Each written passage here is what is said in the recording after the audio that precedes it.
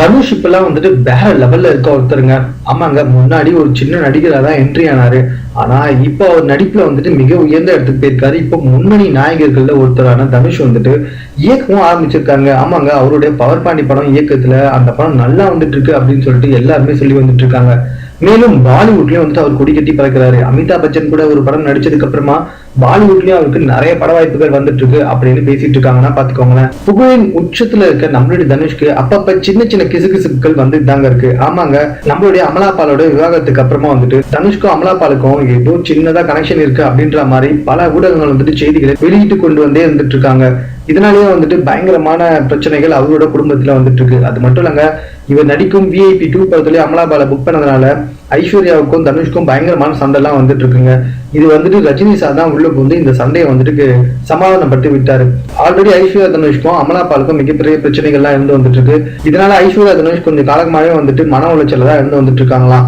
So இதனாலேயே வந்துட்டு தனுஷ்க்கும் ஐஸ்வர்யா தனுஷ்க்கும் வந்துட்டு அந்த அளவுக்கு பேச்சுவார்த்தைகள் இல்லை அப்படின்னு சொல்லிட்டு பேசிட்டு இருக்காங்க. மேலும் மற்றவர்களின் திறமையை கண்டு அவர்களை ஊக்குவிக்கும் நடிகர்களில் தனுஷும் ஒருத்தருங்க. ஆமாங்க, யாருக்காவது ஒரு சின்ன திறமை இருந்தாலே அந்த திறமை வெளிப்படும் போது தனுஷ் உடனே வந்துட்டு அதை பெரிய விஷயமா வச்சு அவங்கள வந்துட்டு புகழ்ந்து தள்ளிடுவாருங்க. அவங்கள பத்தி அவங்க ட்விட்டர் பக்கத்துல கூட ரொம்ப பெருமையா போடுவாரு. அப்படி இல்லைன்னா நேர்ல கூட வந்துட்டு போயிட்டு அவங்கள வந்துட்டு வாழ்த்து சொல்லிடுவாருன்னா பாத்துக்கோங்களேன். அந்த அளவுக்கு எல்லாருமே வந்துட்டு ஊக்குவிக்கிறதுலயும் சரி வாழ்த்துறதுலயும் சரி தனுஷ் ஒன்னா நம்பரா இருப்பாருங்க. அப்படிப்பட்ட தனுஷ் தன்னுடைய மனைவி ஐஸ்வர்யா ராய் புதிய முயற்சிக்கு ஏன் வாழ்த்து சொல்லல அப்படின்ட்டு பல பேர் கேள்வி எழுப்பி வந்துட்டு இருக்காங்க. அதாவது Aishwarya Dhanush standing an apple box அப்படின்னு சொல்லிட்டு ஒரு புக் எழுதி வந்துட்டு இருக்காங்க. இந்த புக்கை வந்துட்டு வெளியே விட்டுட்டாங்க. அதுக்கு தனுஷ் இது வரைக்கும் வந்துட்டு சோசியல் மீடியாவும் சரி அவருடைய ட்விட்டர் பக்கத்துலயும் சரி எந்த ஒரு வாழ்த்துமே வந்துட்டு ஐஸ்வர்யா தனுஷ்க்கு சொல்லவே இல்லை.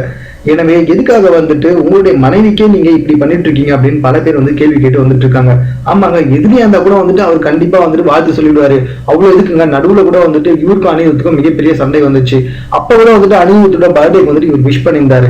ஆனா இவங்களுடைய மனைவியே வந்துட்டு இவ்வளவு பெரிய சகலம் செஞ்சிருக்கும் போது அதை எதுக்காக சோசியல் மீடியால அவர் ஷேர் பண்ணல அப்படின்னு சொல்லிட்டு பல கேள்விகள் வந்துட்டு இருக்குன்னா பாத்துக்கோங்களேன்.